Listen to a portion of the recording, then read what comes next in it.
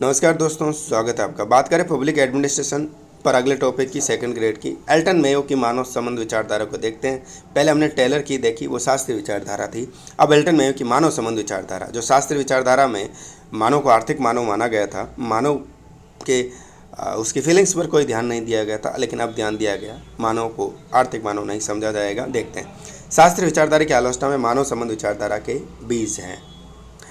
Elton Mayo जो है Australia के मनोवैज्ञानिक थे। उन्होंने 3 पुस्तकें लिखी थी। पुस्तकें याद रखिएगा, पूछी जाएगी। देखो, सबसे पहले लिखी human problems of the industrial civilisation, 1933 में लिखी। सेकंड बुक लिखी social problems of the industrial civilisation, 1945 में। और तीसरी पुस्तक लिखी जो political problems of the industrial civilisation, 1947। तो याद रखना, ह्यूमन प्रॉब्लम, सोशल प्रॉब्लम और पॉलिटिकल प्रॉब्लम।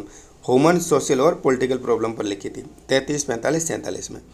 एल्टन मेयो द्वारा अमेरिका के शिकागो शहर में स्थित वेस्टर्न इलेक्ट्रिक कंपनी के हार्थोन प्लांट में जो प्रयोग किए गए थे, उन प्रयोगों को हार्थोन प्रयोग कहा जाता है। भाई, हार्थोन प्रयोग किए थे और फैक्ट्री थी वेस्टर्न इलेक्ट्रिक कंपनी, अमेरिका की शिकागो शहर की। एल्टन मेयो के समक्ष उद्योगों में अनुपस्थितिवाद की। देखो, टेलर के सामने क्या था? टेलर के सामने आया कि भाई प्रोडक्शन कम हो रहा है। टेलर टीपी प्रोडक्शन, ठीक है, टीपी प्रोडक्शन, ठीक है। अब एल्टन मेयो के सामने आ रही है एब्सेंट यानी अनुपस्थितिवाद की समस्या आ रही है। अच्छी सेवा से अर्थ होने के बावजूद कोई भी कर्मचारी 6 महीने से अधिक वेस्टर्न कंपनी में कार्य नहीं करता था। इसे ही उद्योगों में अनुपस्थितिवाद का। इतनी अच्छी सेवा थी, पैसे भी अच्छे खासे दे रहे थे, लेकिन फिर भी जो है 6 महीने से कोई भी ज़्यादा कर्मचारी उसमें टिकता नहीं था। तो बुलाया मेयो साहब को, बताओ यार, कारण बताओ क्यों लोग टिक नहीं रहे हैं। तो इसने पहला प्रयोग किया, प्रथम जांच प्रयोग, 1923 में किया। मेयो ने अपने इस प्रयोग के अंतर्गत ये देखते हैं कि सुविधाओं के बावजूद भी कोई कार्मिक कंपनी में लंबे समय तक कार्य क्यों नहीं करता। सबसे पहली बात यही देखते हैं, भाई इतनी सुविधा दे रहे हैं फिर भी लोग काम क्यों नहीं करना चाह रहे, क्यों भाग जाते हैं फैक्ट्री छोड़ के। तो कहते हैं, मेयो ने अपने इस प्रयोग में ये निष्कर्ष निकाला कि थकान और बीमारी कंपनी छोड़ के का मुख्य कारण। थकान हो जाती है, बीमारी हो जाती है। फिर उन्होंने हार्थोन प्रयोग किया 1924 से 1932 में हार्थोन प्रयोग इन्होंने किया। प्रथम प्रयोग का नाम दिया वृहत प्रकाश प्रयोग। याद रखिएगा, पहला प्रयोग ग्रेट इल्यूमिनेशन एक्सपेरिमेंट हुआ, यानी वृहत प्रकाश प्रयोग। प्रकाश को काम लिया 1924 से 1927 तक पहला था ये प्रथम जांच प्रयोग। तो इस प्रयोग के अंतर्गत एल्टन मेयो उत्पादन पर प्रकाश के प्रभाव का अध्ययन करते हैं कि उत्पादन पर प्रकाश का क्या प्रभाव पड़ता है। इस हेतु मेयो ने 6 लड़कियों का 2 समूह बनाया। 6 लड़कियां इधर, 6 लड़कियां इधर, 2 ग्रुप बना दिया और इन समूह पर प्रकाश में वृद्धि और कमी की गई। एक तो प्रकाश में एक तरफ वृद्धि की गई, एक में कमी की, एक में वृद्धि, एक में कमी की गई, ठीक है। मेयो ने यह पाया कि दोनों समूह द्वारा उत्पादन में वृद्धि की गई। अब दोनों ही समूह ने क्या करी? वृद्धि करी है। भाई, लाइटिंग डाली गई फिर भी इन्होंने वृद्धि ही करी है। तो मेयो के संदर्भ में ये निष्कर्ष निकाला कि उत्पादन का प्रकाश से कोई संबंध नहीं, क्योंकि लाइटिंग का कोई प्रभाव नहीं पड़ता इन पर, ठीक है। अब दूसरा जो प्रयोग किया इन्होंने, दूसरा प्रयोग किया रिले असेंबली प्रयोग। क्या रिले असेंबली प्रयोग किया। इसके अंतर्गत मेयो ने एक बार फिर 6 लड़कियों के 2 समूह बनाए। एक समूह के साथ कठोर व्यवहार किया गया, जबकि दूसरे समूह के लिए कई प्रकार की भौतिक सुख सुविधाओं की व्यवस्था की गई, जैसे नाश्ता, ब्रेक टाइम आदि वगैरह। मेयो ने यह पाया कि दोनों समूह द्वारा उत्पादन में वृद्धि की गई। दोनों समूह द्वारा उत्पादन में क्या की गई? वृद्धि की गई। मेयो ने इससे ये निष्कर्ष निकाला कि उत्पादन का भौतिक सुख सुविधाओं के साथ कोई संबंध नहीं। उत्पादन का भौतिक सुख सुविधाओं के साथ कोई संबंध नहीं है। अब तीसरा प्रयोग किया वृहत साक्षात्कार प्रयोग।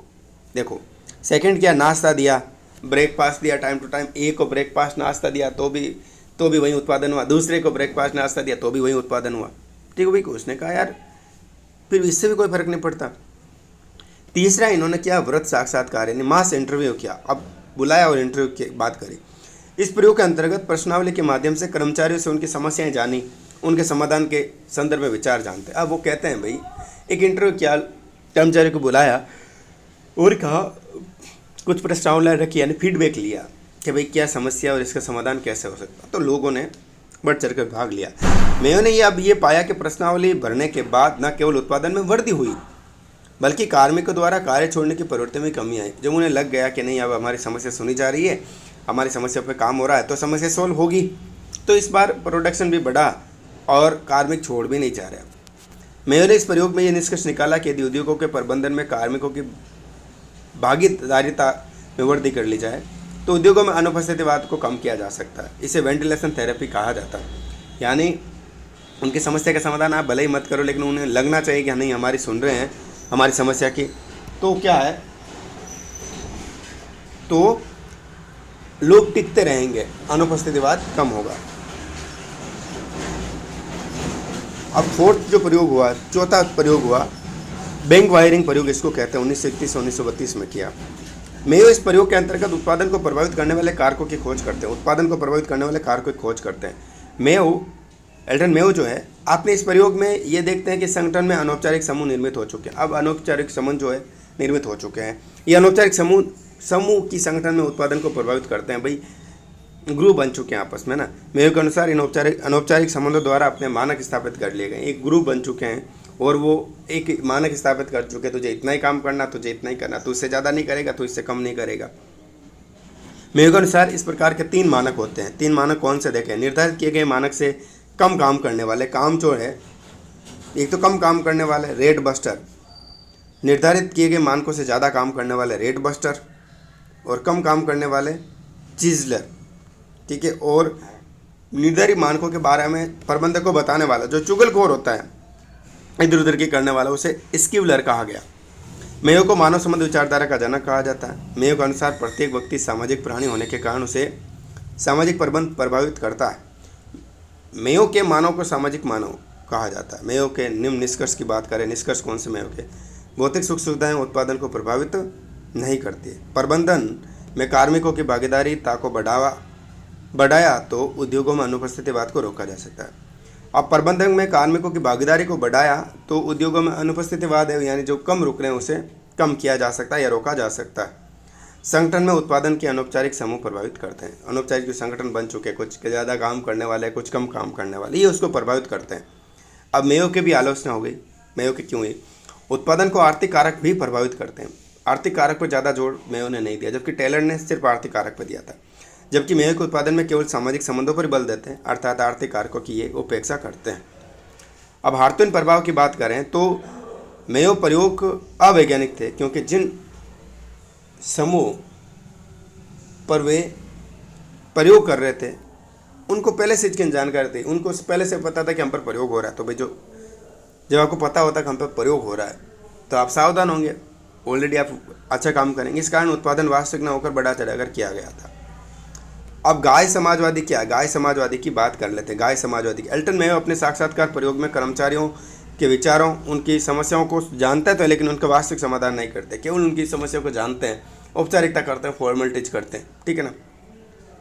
मानव संबंध विचारधारा संगठन में होने वाले व्यवहार का अध्ययन तो करती है, लेकिन एक व्यक्ति व्यवहार का अध्ययन नहीं करती। एक व्यक्ति व्यवहार का अध्ययन नहीं करती। नमस्कार, अगले वीडियो में।